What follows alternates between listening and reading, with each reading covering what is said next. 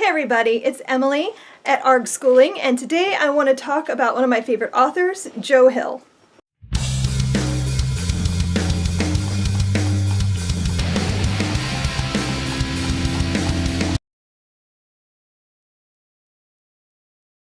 Joe Hill is an American horror author from New England, and he is the son of Stephen King, and he writes brilliant novels.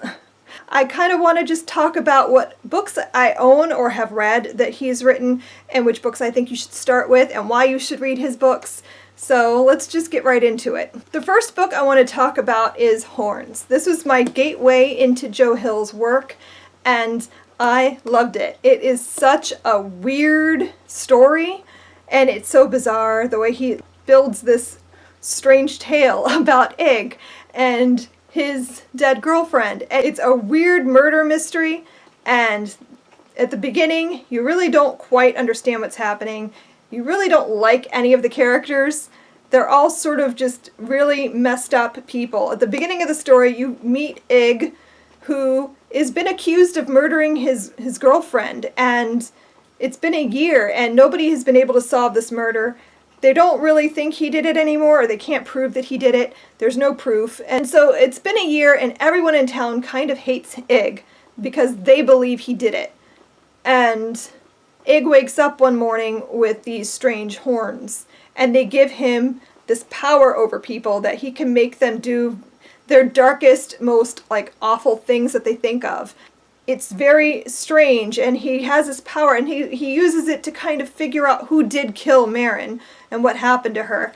And by the end of the book, you have fallen in love a little bit with Ig, I think, or at least I did. I felt so much sympathy for him, for all the awful things that he had to go through. One of the things I love about Joe Hill is his ability to write characters that you really, really care about. Even if you don't like them, you still care about them. And to me that is huge, because my biggest problem sometimes with a book is characters that I don't like. And if I don't like the characters, then I don't really care what happens to them. But he makes me care. Even if I don't quite like the people I'm reading about, I care about what happens to them. This book is a very strange story. It's very dark, very twisted, and it made me question what kind of childhood does one have when they are raised by Stephen King, which also made me slightly jealous that I too was not raised by Stephen King, although I guess you could argue that I was because I grew up on his books. Another book that would make a great starting place is Heart-Shaped Box.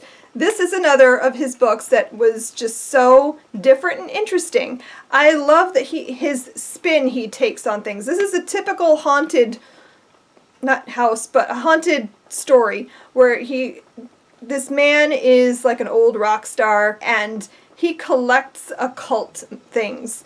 And he finds out about this suit that is supposedly haunted, and he wants it. And so he buys this haunted suit and gets a little more than he bargained for. I really loved the characters in the story, and how you think it's one thing and then it's not anymore and it becomes something else. And I love this story. It's just so well written and so creepy. It's honestly creepy. I have become numb to most horror, I think, and so it takes quite a lot to actually scare me these days, and this book actually legit creeped me out. Next two books I want to show you are signed copies that I have. I have a signed copy of Nosferatu by Joe Hill. My husband actually bought this on eBay, I think, and got me a signed copy. And Nosferatu is also one of my favorite books. It is so interesting. I don't know how to describe this book, but it's very weird. One of the things that I've always loved about Stephen King's books is how he kind of entwines his stories. So he has built up this universe where there's overlap, and so you'll see characters reoccurring and things like that.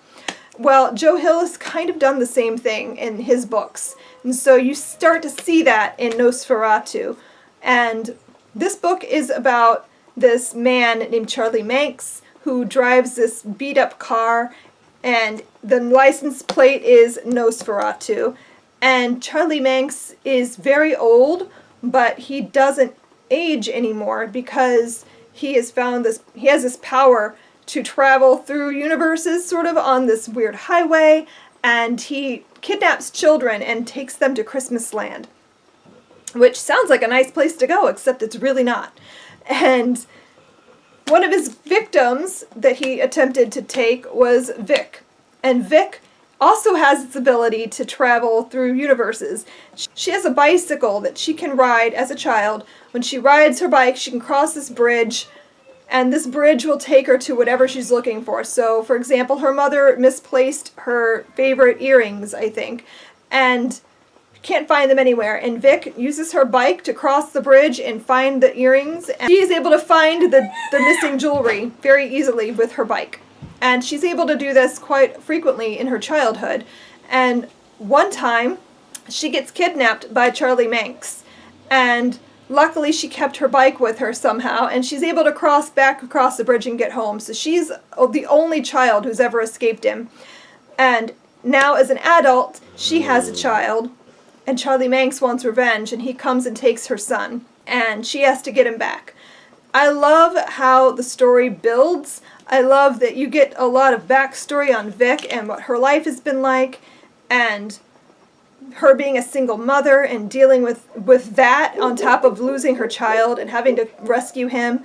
You meet some other characters that you find also have strange powers and can go between the worlds, and I think this book is really interesting. It's a bigger book, but it needs to be to cover all the ground that gets covered in this novel. It's so interesting and so good. I really love this one. Then I have The Fireman. This is the one I went to a book signing that he was doing, and when this came out, and I got it personally signed, which is awesome. So I got to meet Joe Hill. It was so exciting. And I've got this copy like the day it came out, which was very exciting. And I enjoyed the story, actually. I have a full review I will link above. That I didn't love it as much as the other stories that I've read by him, but I still really like it. I think it's very well written. I just wish a couple things had been different, and if you watch that review, you'll see. But overall, I did like the story. This is about this apocalyptic disease that sort of starts taking over the world. This disease is called dragon scale, and it etches itself onto your skin, and it kind of looks like a tattoo almost. It's black and it glows, and once you get dragon scale, you spontaneously combust. That's how the disease ends. And if you're lucky, you burn up and you don't affect anybody else. If you're not, you can blow up an entire building or set big areas on fire, especially if there's more than one person with dragon scale in the vicinity.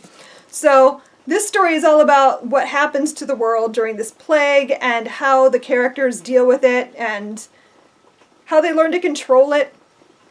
And it's just very interesting.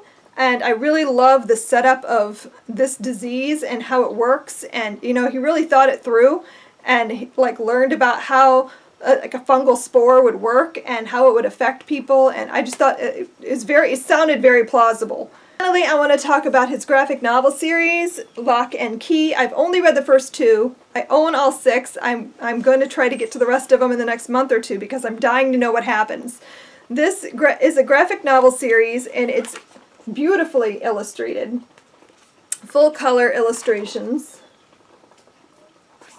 And the story follows this family. They have this awful tragedy happen at the beginning of the first book, and they have to move to an old family home on Lovecraft Island, and this house is very old and very strange, and the children start finding these keys, and the keys lead to strange things and strange places, and they have different powers, and there's a being that is trying to find all the keys so that they can kind of take over and trying to lead the children to help him find the keys. It's very interesting and very well done. I love the art and how the art kind of balances with the story. It works really well together. The story itself is, again, so weird and so interesting, and I love how he makes these characters kind of come to life, and he just has this great way of writing characters that you really care about them. Even if they do things that are awful or that you don't quite want to like them, you're dying to know what they're going to do next. And I love that about his writing. Those are my favorite Joe Hill novels that I've read. I'm actually going to be getting his newest novel in a couple of weeks, Strange Weather, which is, I think, 4 short stories or 4 short novellas combined, I believe, and I'll be getting that at the Merrimack Valley Halloween Book Festival, where he'll be there speaking, and I'm going to go to his panel. I'm really excited, and then I'm going to get his book signed, and I can't wait. I'm hoping that I enjoy it as much as I've enjoyed all his other books so far. What is your favorite Joe Hill novel? Have you ever read him before? Are you planning on picking up any of his books soon? I hope you do, and I'd love to hear about it. Thanks for watching, and I will see you guys in my next video. Happy reading. Bye!